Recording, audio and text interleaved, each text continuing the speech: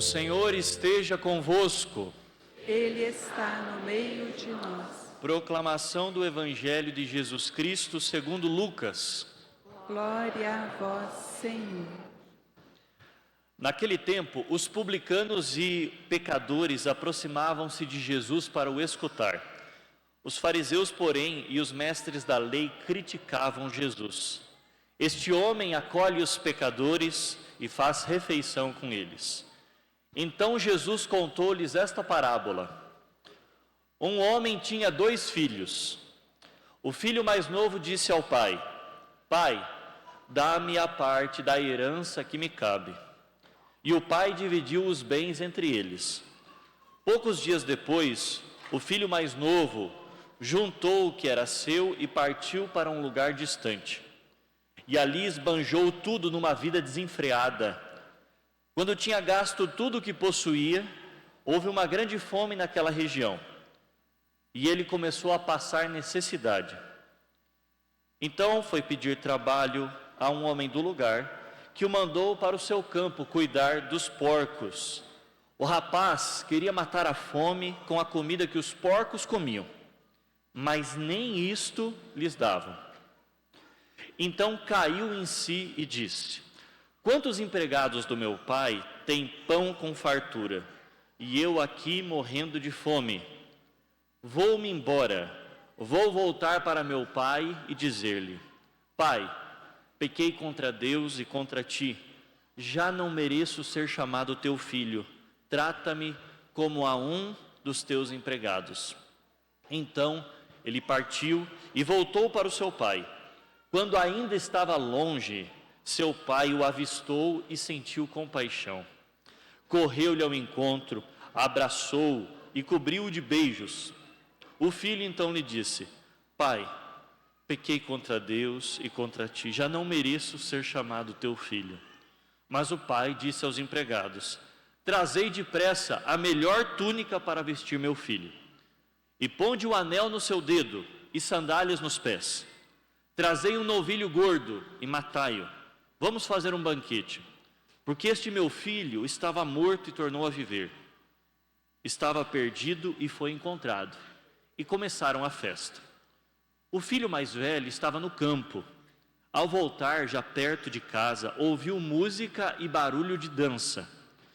Então chamou um dos criados e perguntou o que estava acontecendo.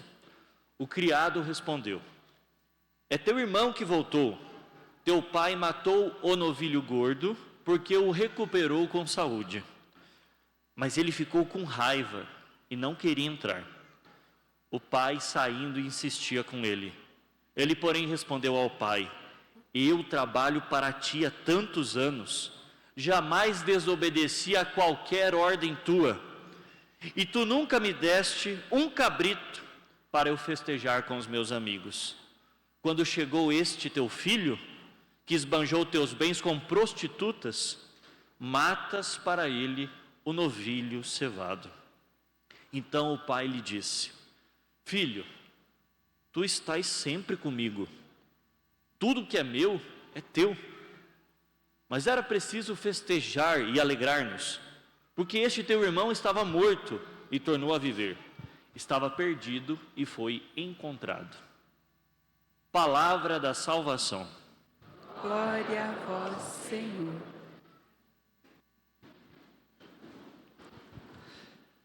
Meus irmãos e minhas irmãs, nós acabamos de ouvir uma das mais belas e conhecidas passagens do Evangelho de nosso Senhor Jesus Cristo.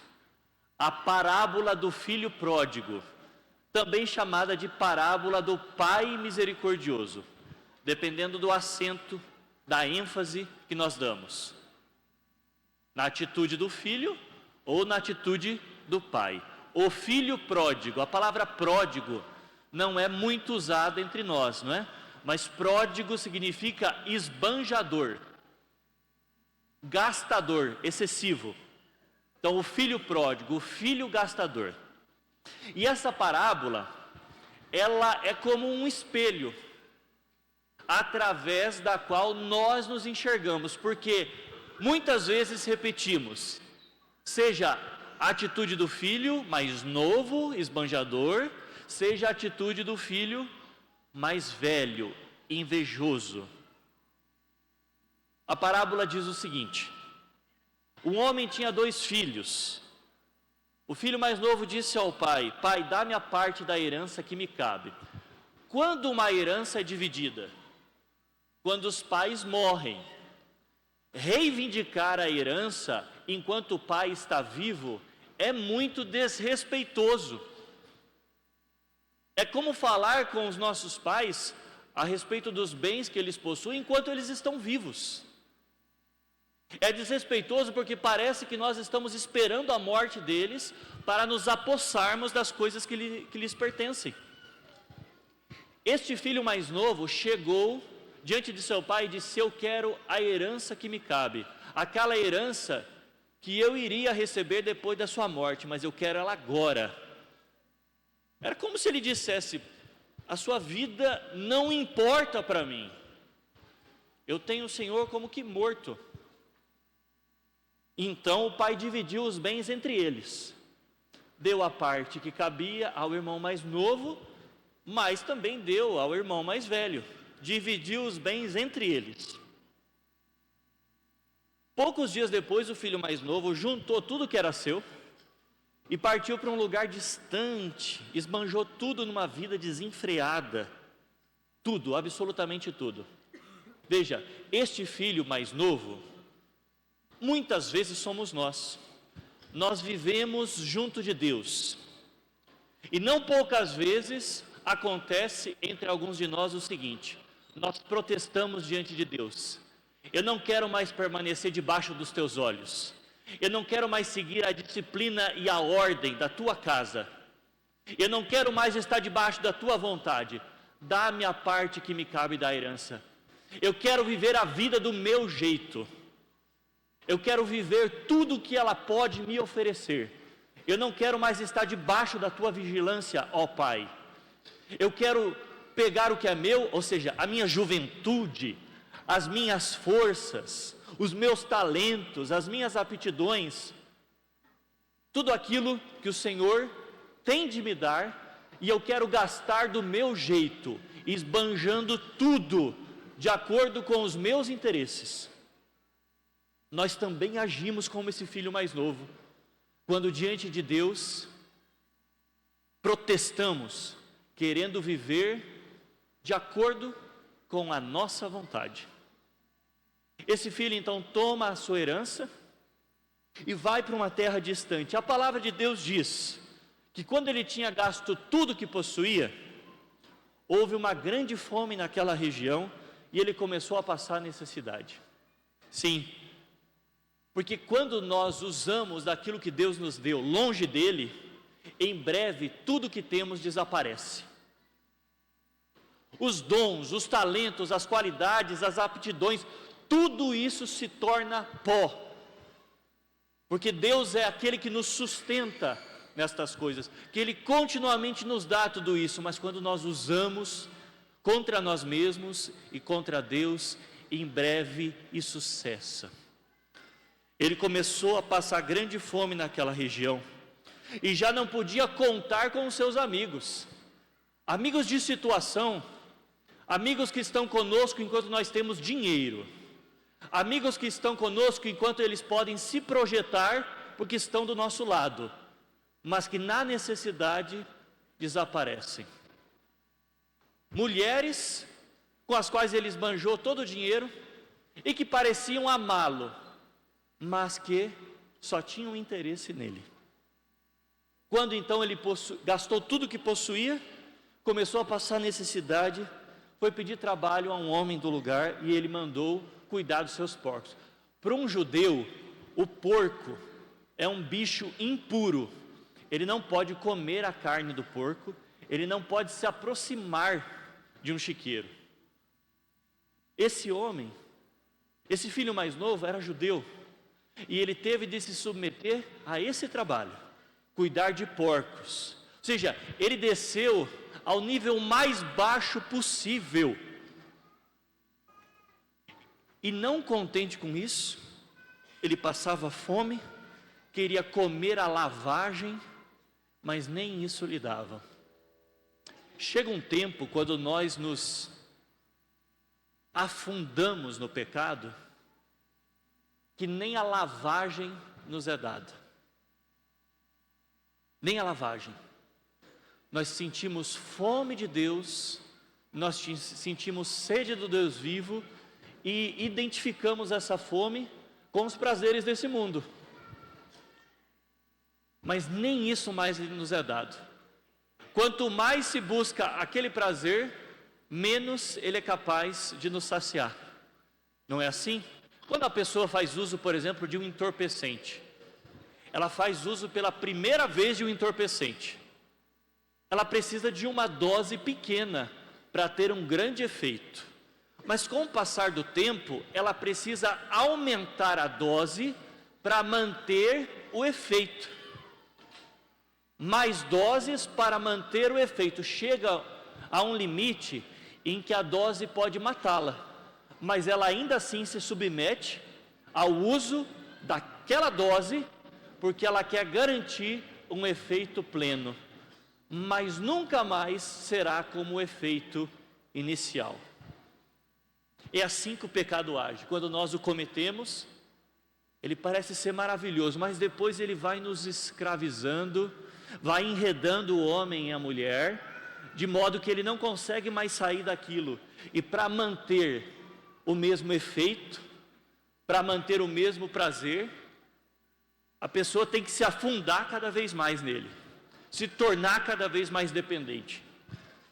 O rapaz então estava com vontade de comer lavagem, mas nem isso ele podia. Então ele caiu em si. Olha só, caiu em si. Eu gosto dessa expressão, cair em si. É como se você tropeçasse em você mesmo e disse: quantos empregados do meu pai têm pão com fartura, e eu aqui morrendo de fome? Eu vou me embora, vou voltar para a casa do meu pai e dizer-lhe: pai, pequei contra Deus e contra ti, já não mereço ser chamado teu filho, trata-me como um dos teus empregados. É melhor assim, porque os empregados da casa do meu pai são muito bem tratados, melhor do que eu nesse lugar. Eu estou arrependido. Veja, o filho se arrependeu, ele viu a besteira que tinha feito, ele viu que não existe a possibilidade de viver aquilo que Deus nos deu longe de Deus. Não adianta pedir para Deus: Deus, o Senhor me deu vida, agora eu vou usar do jeito que eu quiser. Muitas pessoas dizem assim aos jovens: aproveita a tua juventude, faz o que lhe der na telha, porque depois de velho você vai se arrepender de não ter feito. Eu já ouvi esse tipo de conselho saindo da boca de pessoas mais velhas. É como se essas pessoas dissessem: jovem, pega a parte da herança que lhe cabe e usa distante de Deus. É claro que Deus nos deu a juventude para usá-la, mas para usá-la servindo. É para se alegrar sim, é para dançar sim, é para viver sim, é para estudar sim, é para namorar sim, mas tudo isso em Deus e não longe dele. Então ele se arrependeu e voltou para a casa do pai. E quando ainda estava longe, olha que palavra bonita, Deus percebe o primeiro movimento do nosso arrependimento. Ele nem espera muito. Quando o pai o avistou, ele ainda estava longe. Seu pai sentiu compaixão, e foi o pai que correu ao encontro do filho. Deus espera isto aqui de arrependimento para correr ao nosso encontro. Isso aqui. Às vezes nem é um arrependimento tão perfeito assim, mas Deus já começa a trabalhar. Aqui então o pai da parábola do filho pródigo corre ao seu encontro, abraça-o e o cobre de beijos. E o filho então diz: pai, pequei contra Deus. Ele fez esse discurso, ele devia ter memorizado esse discurso ao longo do caminho.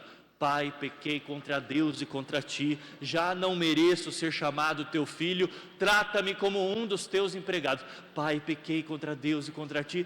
Mas quando ele chegou: pai, pequei contra Deus e contra ti, já não sou digno de ser chamado teu filho. Quando ele foi dizer: trata-me como um dos teus servos, O pai disse aos servos: trazei depressa a melhor túnica para vestir meu filho. Ponde um anel no seu dedo e sandália nos seus pés. Trazei um novilho gordo e matai-o. Vamos fazer um banquete, porque o meu filho estava morto e voltou a viver. Veja só, o pai não deixa o filho terminar a justificativa e já se adianta. Traga vestes novas. Ele deve ter chegado com aquele trapo, aquela túnica suja e fedorenta. E o pai manda que ele arranque aquela túnica e coloque uma túnica nova, sinal de que o pai está restaurando a dignidade daquele homem. Ele tinha sido tratado como um escravo, agora o pai lhe restitui a dignidade de filho. Não, aqui você vai ser tratado como filho. Longe de mim você se tornou escravo, mas perto de mim você age como filho. Então ele diz: ponde um anel no seu dedo. Anel no dedo é sinal de autoridade. Os servos não usavam autoridade. E sandália nos pés. Quem é que andava com sandálias nos pés naquele tempo? Os servos não tinham muitos calçados. Era costume andar descalço. Mas aqueles que tinham mais posses podiam pôr uma sandália, um calçado. Tudo isso é sinal de que Deus está, o pai da parábola do filho pródigo, está devolvendo ao filho a dignidade de filho que ele tinha perdido por conta do pecado. Vestes novas, anel no dedo, sandália nos pés. E é isso que Deus faz com cada um de nós quando nós nos arrependemos e confessamos os nossos pecados. Deus restitui a nossa dignidade que nós perdemos por conta das nossas faltas. Ele diz: meu filho, eu te aceito como filho, não mais como escravo. Mas veja só a atitude do pai. O pai não permitiu que o filho permanecesse como estava. Ele acolheu o filho como o filho chegou, mas não permitiu que o filho permanecesse como estava. Isso é inclusão. Às vezes a gente quer tornar a igreja um lugar onde se acolhe todos, mas onde ninguém muda de vida. A igreja tem que acolher as pessoas, tem que incluí-la. É verdade, a igreja precisa incluir todos os pecadores, todos nós, dos quais eu sou o primeiro pecador. Mas há pessoas que querem que a igreja aceite absolutamente tudo aquilo que o mundo prega, e não corrija, não advirta, não pregue o evangelho oportuno e inoportunamente, que engula as pautas desse mundo, as pautas anti-evangélicas, as pautas anticristãs. Então assim, a igreja tem que aceitar determinadas coisas. Veja, o pai, ele correu ao encontro do filho. Ele o abraçou e o beijou, e o filho devia estar com aqueles trapos que representam o pecado, fedendo. Mas o pai não disse: filho, continua do jeito que você está, eu te acolho aqui em casa, você pode continuar com esses trapos fedorentos, você pode continuar andando descalço, entra em casa, vamos fazer uma festa, porque você voltou, mas não precisa mudar de vida, fique igualzinho ao jeito que você chegou. Não, o pai foi ao encontro do filho e o abraçou, enquanto ele ainda estava com aqueles trapos, mas depois disso o pai falou: agora troca de roupa, põe anel no dedo e coloca a sandália nos meus pés, porque dentro de casa você não vai mais permanecer agindo como escravo. Dentro da minha casa você age como filho. Então não tem como eu ser acolhido pela igreja e continuar agindo como escravo do pecado dentro da casa do pai. Dentro da casa do pai eu não posso agir como escravo do pecado. O pai não permite. Ele quer que eu haja como filho dele. Filho. Por isso todos nós somos chamados ao arrependimento.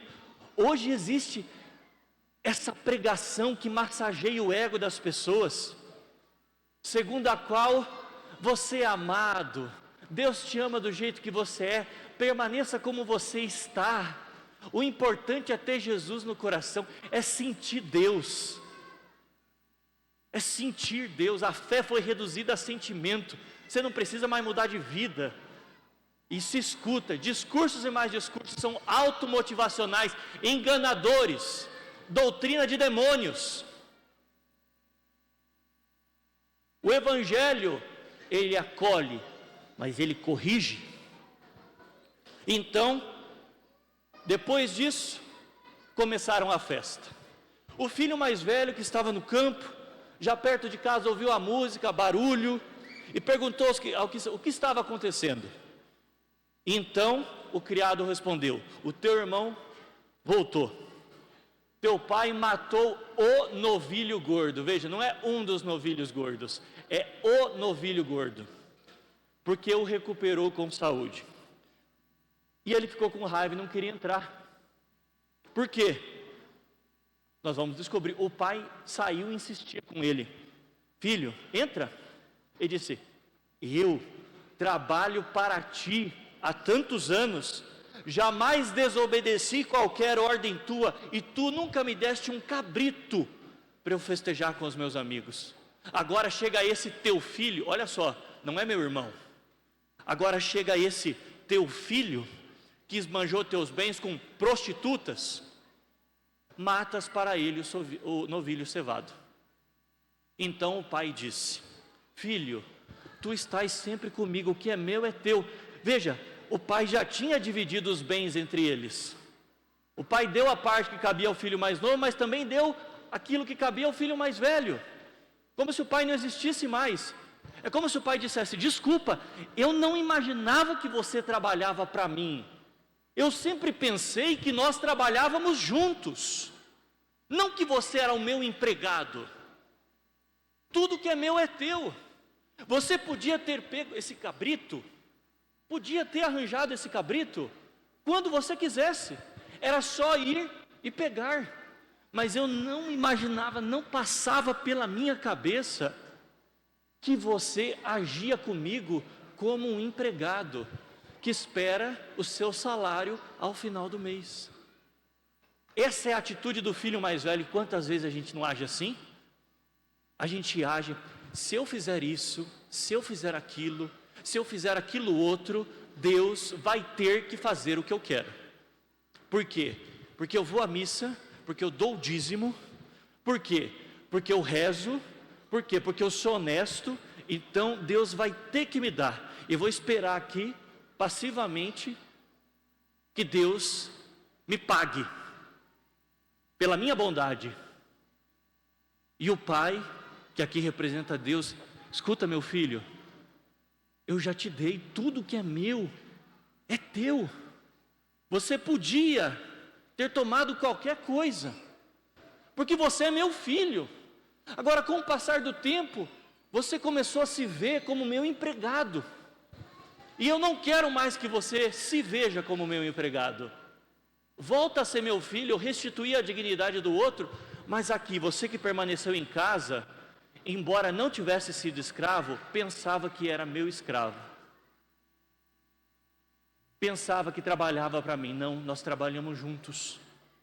Eu te concedo a minha graça e você coopera com a tua liberdade. É isso.